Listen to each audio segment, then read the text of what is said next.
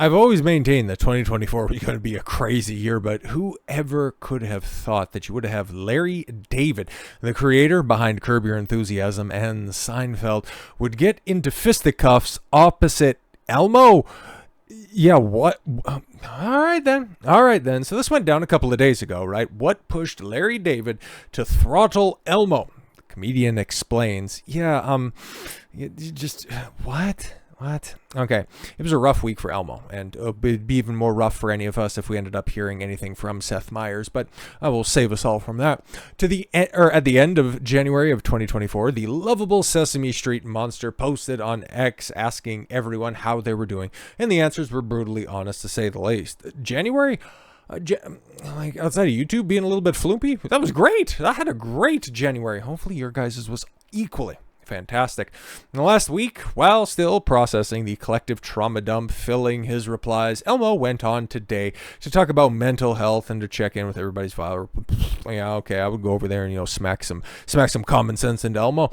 The interview started off innocent enough, but it wasn't. Oh, but as if breaking the internet wasn't enough, Elmo was attacked again. This time physically by somebody who does no comedy. Okay, politically, I guarantee we don't align, but the man knows funny. That is undeniable. One of Hollywood's most famous curmudgeons, Larry David, was also on today to promote the final season of Curb. In a fit of rage, David throws some of the worst worked punches that you're ever going to see in your entire life, and he is also a professional wrestling fan. So you would imagine, it's like you go ahead and you got to land the foot at the same time. And if you want to do the big uppercut like Kane, okay, or if you want to throw a great underhand punch like you're coming out of Memphis, it's like you gotta make it look good. But if you're just gonna try to hold Elmo's face with one hand and then just kind of throw a weird iron claw over the top of it, it's not gonna work out well. David later returned to the scene of the crime, 30 Rockefeller Center, and as he was a guest on Seth Meyers, and he talked about, to talk about Curb. Myers asked about about the snuffleupagus in the room. Get it? Because it's like a big hairy elephant, sort of. Why he attacked innocent Elmo on live TV. Elmo was talking. I was waiting to be interviewed. He was going on about mental health, and I had to listen to every word, David recalled, imitating Elmo's voice. I was going on. I was going, oh my God, I don't think I can take another second of this. So I got off my chair, I approached him, and I throttled him.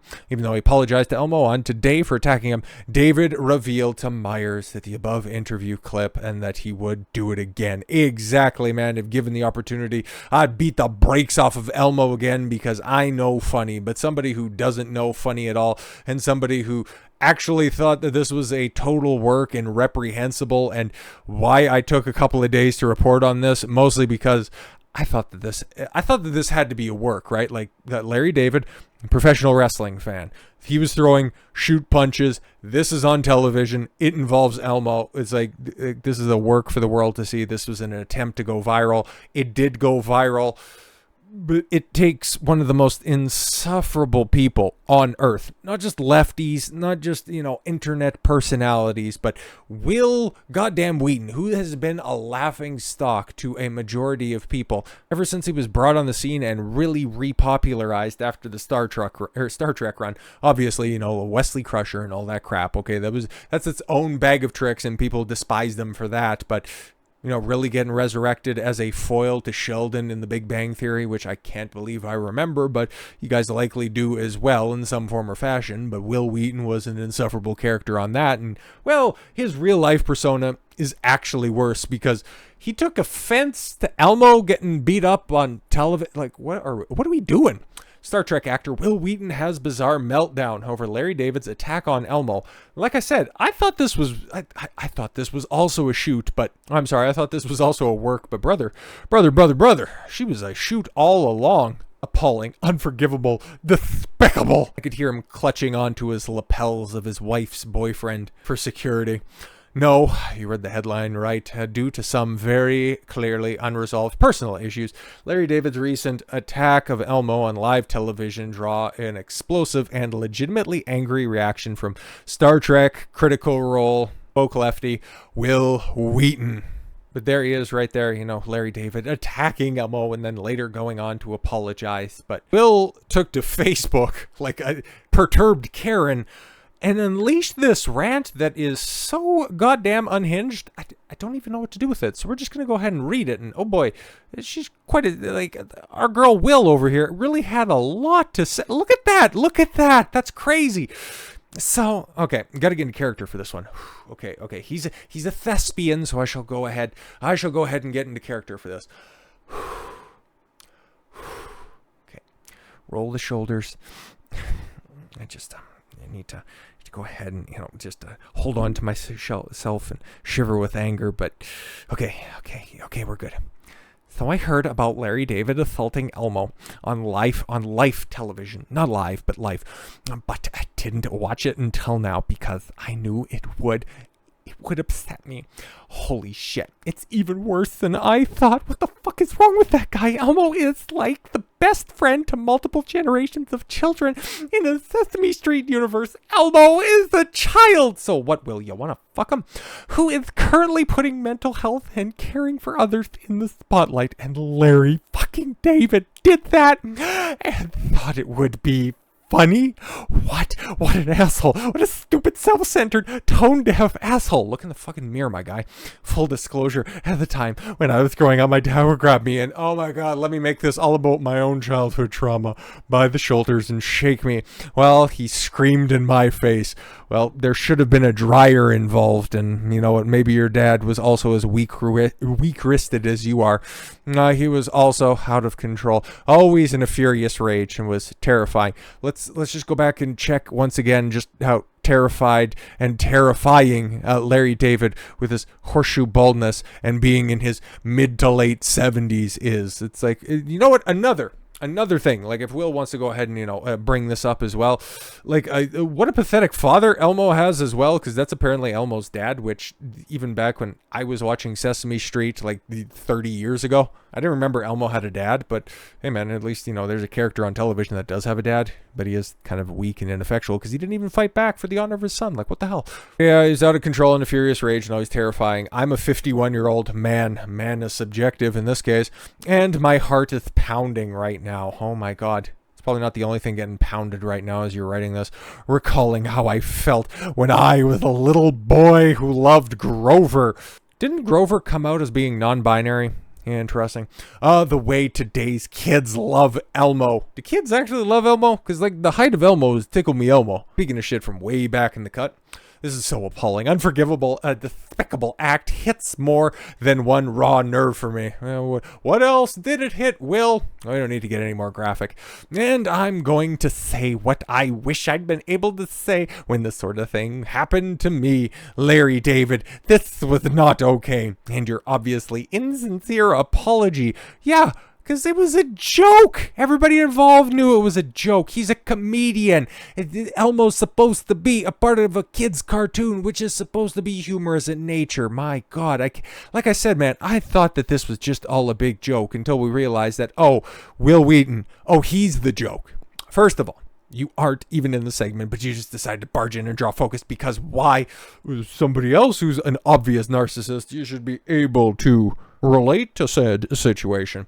Why? You couldn't stand that a puppet brought people together in a meaningful way that you can't. You can't stand that your appearance on national television to promote your wildly successful series, somebody else is a little bitter because of that, was delayed for a few seconds while an adult talked about mental health. Oh, I'm sorry, while adults talked about mental health. Okay, that's kind of a weird statement to make when you're also trying to run defense for a child's puppet. Weird.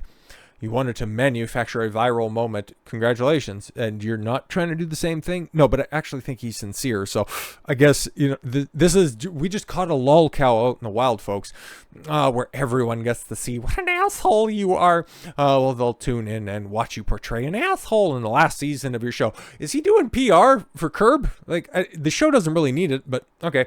That celebrates how great it is to be an asshole without ever experiencing the consequences of being an asshole. No, I think that's the entire purpose of the show.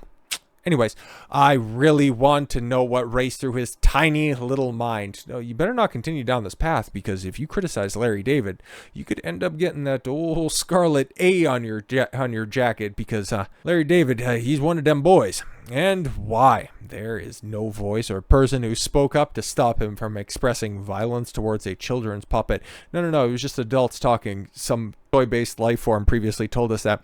Who was there to talk about his love and empathy for people having a tough time mattered and made a difference? Elmo and his dad were there to talk about empathy, love. Now he's just starting a doom loop. This is pathetic.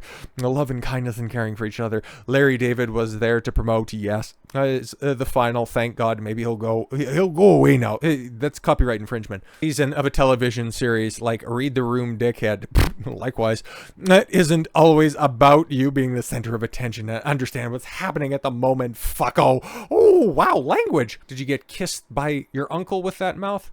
Understand that there are larger things in the world than you and your garbage ego. Bro, this isn't that serious.